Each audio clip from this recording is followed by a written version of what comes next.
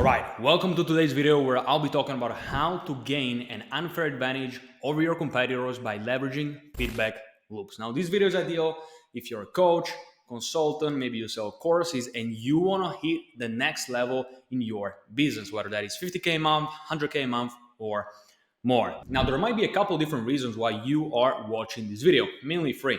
Number one, you're not growing as fast as you would like. Maybe you hit a plateau, maybe you hit a ceiling that you cannot seem to break past. Now, the second reason is that maybe sometimes you look at your competitors, they are in a similar industry with a similar offer, but they're able to grow and scale so much faster. Or the third reason is that, again, you analyze the market and you look around and there are people that are able to charge twice, 3 times, 4 times, 5 times as much as you, even though they're in the similar industry and even though they have a similar offer. So if that's the case, I want you to sit back, relax, and enjoy this video because I'll be breaking down exactly how you can leverage feedback loops to scale much faster in your business and hit the next goal that you have. So let's start off by defining what even is a feedback loop. So feedback loops are the process of outputs being circled back to become inputs. A feedback loop is essentially just a process of taking a result and using it to fit in your future behaviors. That is what a feedback loop is. Now, when it comes to a coaching business, there are 3 main types of feedback loops that you're going to be leveraging. Number 1 is going to be the marketing feedback loop. Then we have offer, product, and delivery feedback loops. And finally, we have pricing loops. So let's start off with the offer loop. So most of the times, this is what happens. You decide that you want to start a coaching or a course business because you have expertise and knowledge in a specific area and you know that you can help other people. So maybe you hire a mentor, maybe you watch some videos on YouTube, maybe you buy a course and you're told that you need to create a high ticket offer. And you're told that your offer needs to solve a specific problem for a specific person in a specific way. And the general principle that you're told is that your high ticket offer needs to take your prospect from the current situation, which in most cases is an unhappy situation, to the desired situation. So if someone is fat and they want to get fit, your offer needs to bridge the gap. If someone is broke and they want to get rich, your offer needs to fill the gap. If someone is alone and they want to have girls, your offer needs to fill the gap. And not only that, your offer also needs to meet a few more criteria. Number 1, it needs to deliver the transformation in the fastest way possible. It needs to deliver the transformation with the least amount of friction and effort from the other person. And finally, it needs to do it in the most efficient and cheapest way. And on top of that, it also needs to be unique, something that the market hasn't seen yet. And don't get me wrong, I'm not saying that this is the wrong way to create an offer. What I'm saying is that people go through this process only once, and that is where the problem arises. They design the offer once, stick to one price point, and never make any changes. The concept is static versus dynamic. If you look here, basically you have 2 different drawings. You have version 1 and version 100. And version 1 is where most people stop. The thing that you need to realize is that in business, everything is dynamic.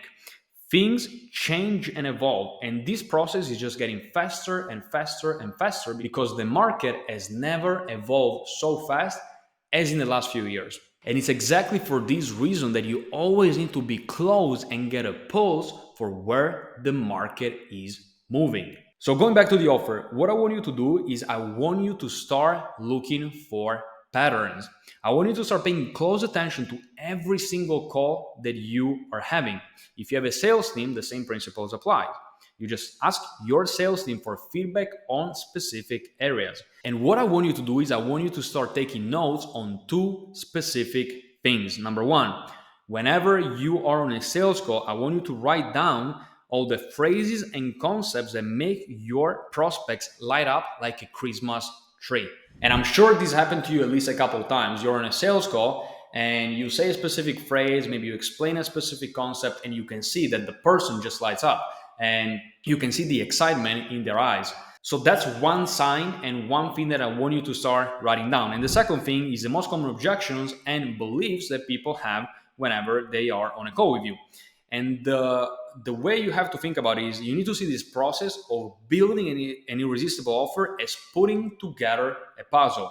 You do it one piece at a time, and every piece is a phrase, a concept, or maybe a slideshow on your presentation that just lights your prospects up like a Christmas tree.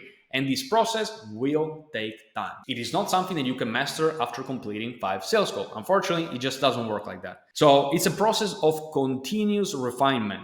It's like writing a song. You keep making iterations until it just flows perfectly. Not that I'm a songwriter, but it was just to explain the concept. The goal is to get to the point where the person that is on a call with you thinks that you are reading their mind. You're anticipating what they are about to ask. You destroy objections before they even come up. But once again, you cannot get to this point if you only do this exercise once. You have to keep going. The process simply never stops. Now that we've talked about offer loops, let's talk about product and delivery loops. In this case, once again, the same principle applies. What you're looking for here are patterns, and I'm talking about support calls, feedback surveys, support chats, etc., etc., etc. If you pay very close attention, you will start noticing patterns. Many clients suddenly face the same problem because something in the market has changed, or maybe clients all get stuck at a certain level, or maybe clients experience the same type of issues within their team, and so on and so forth. And most people underestimate how valuable all of this is, because the reality is that you're getting insights directly from your clients, telling you exactly how to make iterations to your program or service. And if you're the first one to solve a specific problem, you're the one that gets paid the most. Remember, as an entrepreneur, you're always getting paid to solve problems, and it will always be the market, in this case your clients, telling you what is the next set of problems that you need to find solutions for. So the principle, once again, is the same. If you start noticing a pattern, write it down and then use it to feed back into your marketing, which is the third and final area of this video: marketing loops. So when it comes to marketing, a lot of times people overcomplicate things. They look at trends, they look at what the big dogs in the industry are doing. And once again, that works, but it's not the best way to go about it, because the marketing should always come from your customers. The best way to approach it is by taking insights from sales calls, support calls, and chats, and then feeding those insights into your marketing. So, for example, once again, during your sales call, you say something and you can see that your prospect just lights up. Perfect. What is that one phrase? What is one key concept that you said that made them light up? So, what you do later is you take that and you turn it into a marketing asset, whether that is an ad, whether it's a short form piece of content, or whether that is a long form piece of content for YouTube. Or let's say, for example, that you are in a group coaching call with your students and you see that you start talking about a specific problem or you present a specific solution and the energy just changes and you can feel it. But once again, that is a sign for you to turn that topic, that concept, or that solution into a marketing asset. Add short form content, long form content. Again, do not ignore these signs, because if you pay close attention to them, you can see that you're going to be able to continuously refine your marketing, your offer, and your product.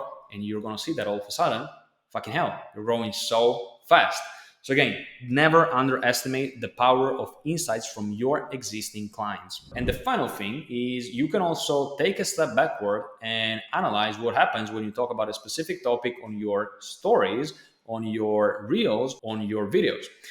This actually happened the other day when I posted a story on my Instagram, and I realized that that specific topic that I shared in the story got like 3 times, 4 times as many replies than I normally get.